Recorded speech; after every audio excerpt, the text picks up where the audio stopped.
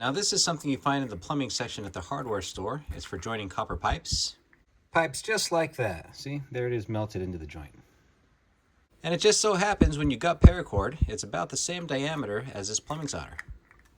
And on top of that, it's not going to rust, and this bends very easily. Here's the idea. We're going to take our cord and we're going to tie a reef knot, left over right, right over left. Okay, pull that tight. You see how that looks? This is what we're going to do with our wire. I'm going to show you out of some common galvanized steel wire. If I cut this here, basically what I can do, I'll make it really crude. I'll just fold this in half and I'll bend it. Okay. I'll fold this one in half and I'll bend it. Okay. And now what I can do is run the end through here, run the end through the other side, and pull it. Okay. And look what we have. We have our square knot. We're going to do something similar. We're just going to do a lot more care and make it look nice. Right, so I still have the same knot I tied. I'll pull this around my wrist. Okay. We want it just a little bit shorter, maybe that long. Okay. So from here, I'm going to cut it. Okay. I'll fold this over and I'm going to cut it the same distance. This is how long we want our bracelet. Pull this apart. Got our cord. Okay, let's stretch out our wire. Okay, here we go. I'm going to start sliding it on.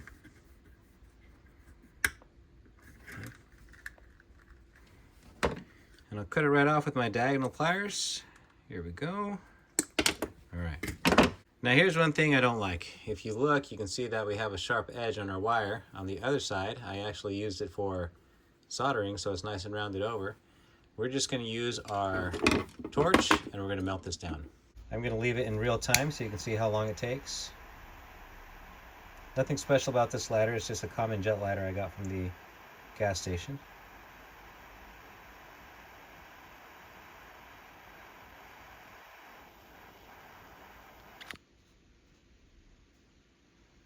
We have our two pieces of wire, but they're not exactly straight. Here's what we're going to do.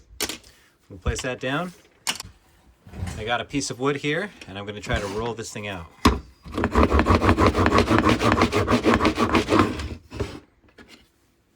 we go, that looks much better.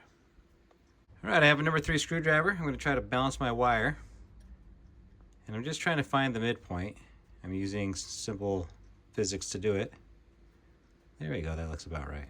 Okay, I'm going to hold it, and I'm going to bend it right around.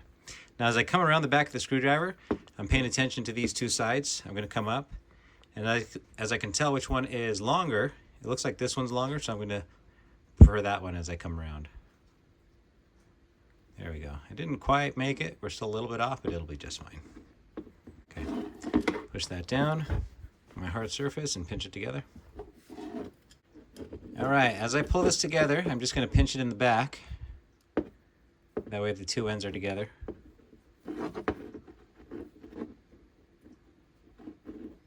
There we go. That's what we want to look like. With these needle nose pliers, I'm just going to clamp it right onto the screwdriver. This is loose. I'm going to pull this as far away as I can, and then I'm going to bend it away from me. There we go. We want about 45 degrees. Same thing. Clamp on my screwdriver, pull about 45 degrees. Let's slip this right on.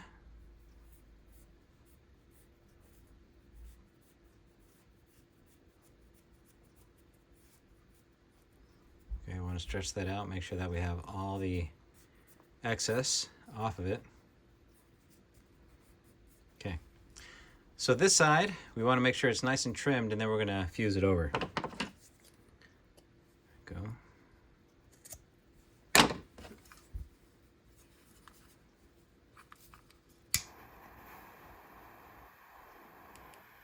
Gonna give it a chance to rest. Go back with the flame. Okay.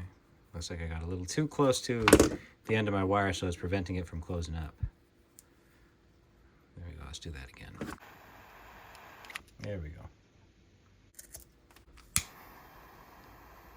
Now this next part can be a little tricky. We're going to slip our end through. Same thing with this side, slip it through. Okay, there we go. Push that together. Okay, now this could still slip apart, so what we're going to do is we're going to bend this. Bend that one down, bend this one down so it's straight again, and then now it's going to be stuck. It's not going to slide apart. Since this wire is so soft, I'm just going to form it right on my wrist. Okay, I'll center that, and then I'll just push it right around. Okay, let's pull that out, and then we're going to form it from there. Just take this and round it over, and we'll work with it until it's the shape we want. There it is. Of course, you can adjust the length to what you'd like. You can swap out the colors so that they're mismatch.